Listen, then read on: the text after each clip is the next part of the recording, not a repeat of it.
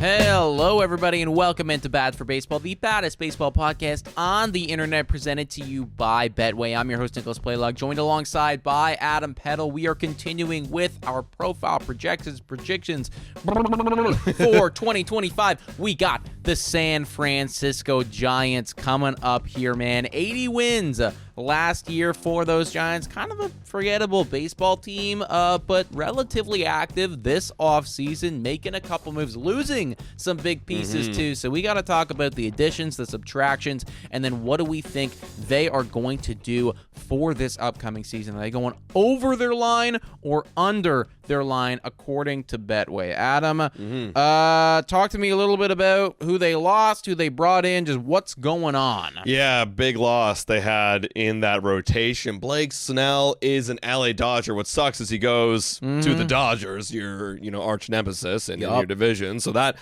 a he wasn't the only one either. He wasn't the only one. There goes Michael Conforto too over there. They lose Mark Canha, reliable off the bench, can bat him. You can bet on him to give you a good at bat. Mark Canha, Thairo Estrada, he goes over to Colorado. That was like their one move they made. Kurt Casali goes over to Atlanta. He's a catcher, but on a minor league deal. Those are the guys that they lost. They also traded away Taylor Rogers. That's the big one. They split up the Rogers brothers. How could you do that, man? I don't really know why.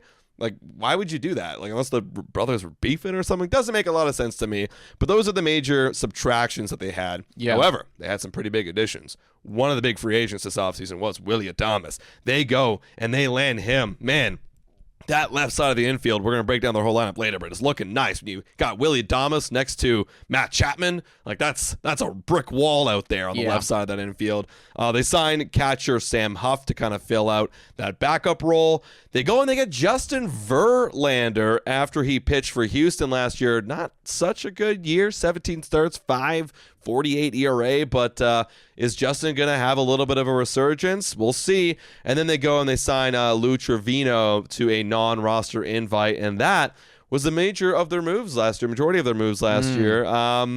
Honestly, I love Willy Adames, and Justin Verlander is an interesting dart throw, but feels like when you're losing Blake Snell, that's pretty tough. But I mean, I can't complain with Willy Adames either. I mean, it feels pretty mid to me. Like, it's honestly like we kind of just leveled out. I don't think you really lost too much. You didn't gain too much either, just because you added in such a quality player in Adames. But I mean, losing Snell in that rotation is certainly a blow. However, I would argue that when you are looking at this team, they kind of need everything, but I do think offensively speaking is where I would have wanted to add, and they did do that in Willy Adames, because you look at this lineup right here. There's some things I kind of like here, right? I mean, Lamont Wade Jr., he's been around for a while now. You're kind of expecting, a mid bat, maybe an average to maybe a little bit above average bat. He was that last year. Obviously, Willy Adames slotted in the 2-hole. We know he's going to bring a lot of pop. Young-Hoo Lee is right now slotted their 3 spot. He needs to be healthy. We didn't really get to see Young-Hoo Lee at all last year. And in the times that he was playing, in the 145 at-bats, the percentile rankings I'm seeing his expected batting average in the very high percentile. That's what he came over for. He never came over to be that, guy that's going to slug and drive in a ton of home runs. But he's going to have a really good strikeout rate, really not chase a lot of pitches, not whiff, make a lot of contact. And that's what he did. So if he can stay healthy, maybe that kind of plays out over a full 162. And then, of course, Matt Chapman, we kind of know at this point what he's going to be. Well, I would argue, though, like, I thought I knew what Matt Chapman was going to be. 7 WAR last year for Matt Chapman. Dude. I mean, that's... Dude, this is the thing with a player like Matt Chapman, and we kind of experienced this with Matt Chapman as well at Dalton Varsho. When you have platinum glove defense paired up with above average offense, which he finally had with the 790 OPS, weighted runs created of 121, that's going to get you that 7 WAR. That's phenomenal. Yeah, 100%, dude. Also, shout out to 31-year-old Matt Chapman swiping 15 bags. That's crazy. Didn't think he had it in him, but there he goes, man. He's stealing those bases. Yeah. So, honestly, like Matt Chapman, if you can continue and build off of what it was that you did last year and kind of have that renaissance in San Francisco, like, credit where credit is due, because I wish I would have seen that in Toronto, but... Whatever, man. After him, you got Elliot Ramos. You were telling me that you're relatively high on Ramos. Yeah, I look at his baseball percentile rankings, and they're all in the upper 80s and 90s. In terms of hard hit, barrel, exit velocity, expected slugging. Yeah, he's got a lot of swing and miss, but I think this is kind of your typical 5-hitter right here. He's going to drive in a lot. Last year, he hit 22 homers in 475 at bats. Now maybe that goes up this year. He's still 25 years old, right? And the OPS was just under 800 OPS. So that's more depth. And continuing with the rest of this lineup, Mike Yastrzemski, Tyler Fitzgerald, Wilmer Forrest, Patrick Bailey. You're going to get some good defense in here with Tyler Fitzgerald and Patrick Bailey. Patrick Bailey, one of the best catchers defensively in all of baseball. Well, phenomenal. I look at this, man, and ultimately it's clear what they're building their team around, and it is defense. You're talking about elite defenders here. I think I know that they have their team gold gloves. If there was a team platinum glove, this is the favorite right here for me, man. There is multiple individuals here that could be competing with one another for the platinum glove, just because Bailey's so good and Chapman's so good, and this is a good defensive team for sure. I don't think that there's the one thing that I look at here that is, concerning to me is I don't know if there's anyone in this lineup that's going to hit 35 home runs for you. Yeah, especially in the ballpark they play at. It's a pitcher-friendly ballpark. Yes, it is. And the power definitely is lacking here for San Francisco. I guess they're kind of playing into that though, It's like we are going to play our ballpark, and we're going to, we're going to out-defend you, and then we're going to get on base, and we're going to swipe some bags, and we're hoping that we can string a couple things together and we win the game, 3-2 or something like that. Yeah, you got to hope so. I mean, you say swipe some bags. I know you're just kind of saying that, but damn, last year they were 29th in baseball and in stolen bases. All right, I retract that statement. No, it's all good. I was wondering what, because I was thinking too, what if they played some small ball, some stringing hits together, because all their guys are average to above average, I'd say, most of them in the offense, but I wonder if they could play that type of game, but no, they can't even play that game. And so their offense right now, I think, has room to grow, especially when you add Willy Adames. I don't think they're going to be the 19th ranked OPS. I think they could be 15th, and is that good enough? Because like we were talking about, if they want to play some good defense, they also need some good pitching. Is this pitching staff good enough to get them there? Did they make enough additions to get them there? Well, the big addition was Justin Verlander, and if you're just comparing apples to apples here, I mean, Justin Verlander, Blake Snell, at this point in their careers, I think we know which one we would prefer. Right. They got Logan Webb, and Logan Webb, you could make a strong argument that is one of the more underrated pitchers in all of baseball. We were sleeping on him. I remember last year, right around this time, we were having a conversation about fantasy baseball, right? And both of us, we were like, we don't want Logan Webb. And I mean, we were wrong. He is just really, really good. Down there too. This is a wild one. Robbie Ray slotted in at their number 3. Now, he barely played at all last year. He barely played the year prior to last year as well. Are we going to get anything out of Robbie Ray? Because ever since he's come over, 2023 he was with Seattle, barely played, 3.1 innings. Then last year he comes over to San Francisco, barely plays, 30 innings. Can we get more than 30 innings, Robbie? And when you are healthy, can we get something better than a 4.70 ERA? Yes. Robbie Ray is pretty much far removed from that Cy Young at this point, I'd say, in his career, and he's getting up there in age too. So I don't know. You got to hope for it, because after that, I don't really know how much they have left in terms of their long relief. Let me also just throw this out there. Robbie Ray's Cy Young, one of the wildest Cy Youngs that you'll ever see, man. You look at this guy's career, it's quite hilarious.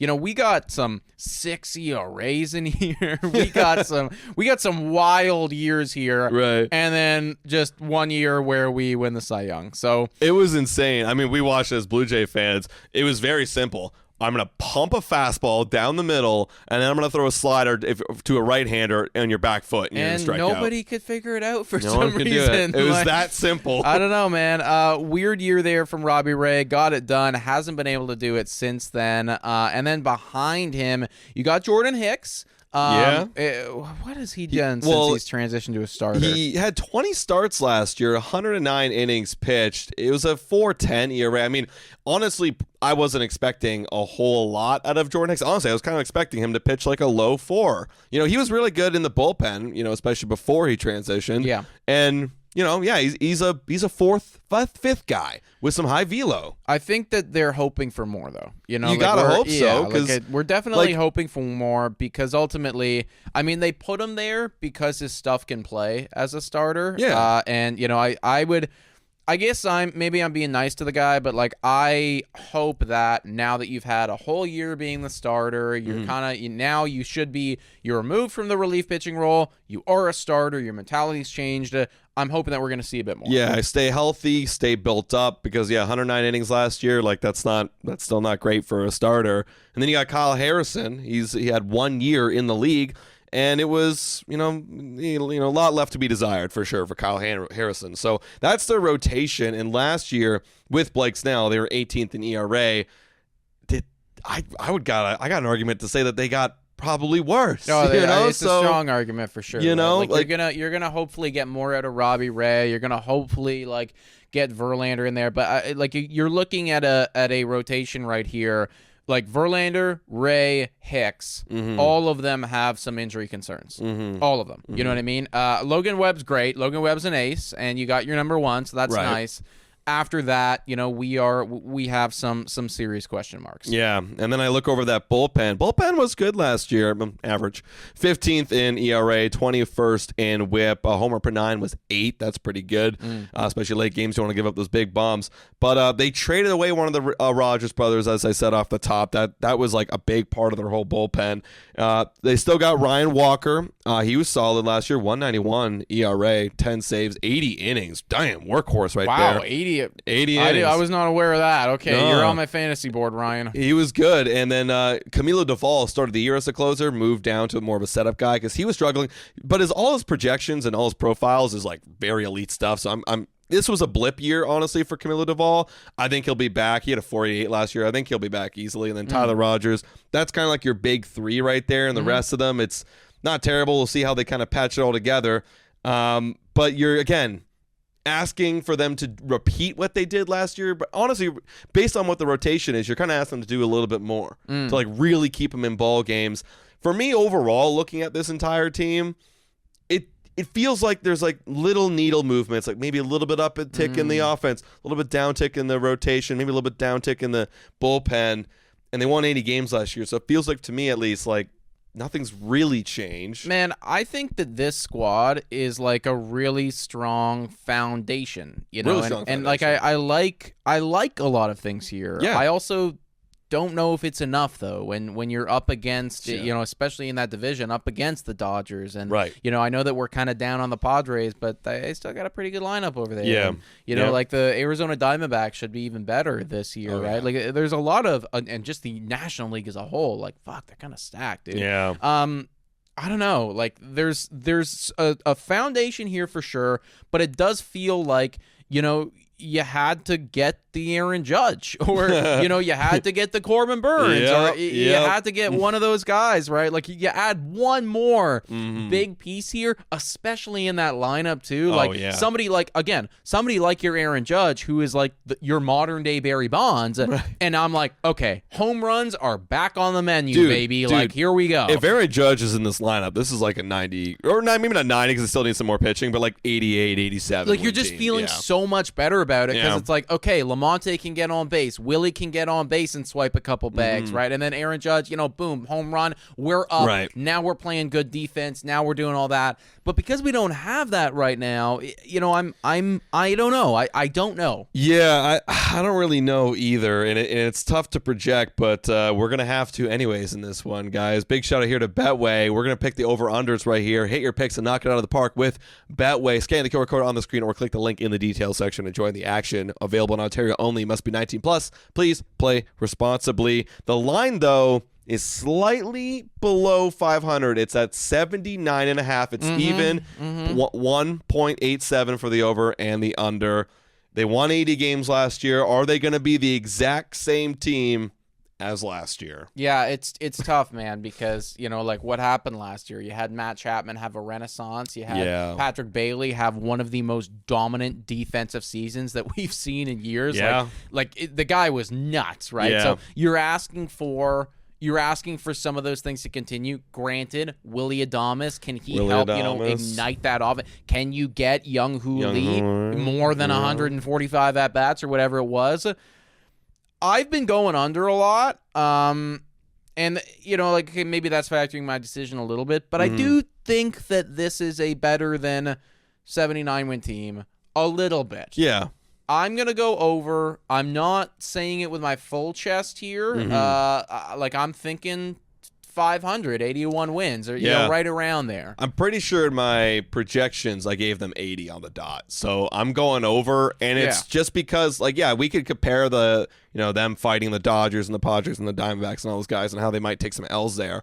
But, you're still going to face the Central teams. You're still going to face the Miami Marlins of the world and the Washington Nationals, and you'll pick up some wins. I really do think, it's a strong foundation, and you're a mid-team. And, I could be okay watching this team if I was a fan. I wouldn't be disappointed or frustrated. I'd be kind of content with watching this team. This is for me, if I'm a fan of this team, this is a building year again. Which is kind of sad because they keep doing it, and they just keep needing that big free agent. Honestly. I know, and it's and they, they have a little bit of a window opened up now with Chapman and Adames, but both 31, 29, Lamont Wade Jr. 31. There is going to be a time soon that window's going to close on those guys. And I'm, and especially too with this rotation, you're kind of just band-aiding Verlander, Rays. Stop talking, because you're talking me out of my over right now. No, I'm talking about their future window. Right. They have to capitalize on it now, and they're not. But they're going to be 80 wins. They're going to be 80 wins. Low 80 wins is where I'm at for the San Francisco Giants. You guys let us know in the comments down below. What are you thinking about San Francisco over under 79.5 wins, folks? Let us know down below. Yeah, guys, hit that like button. Subscribe to Bad for Baseball's YouTube channel if you're watching on there, and we'll catch you next time. Cheers.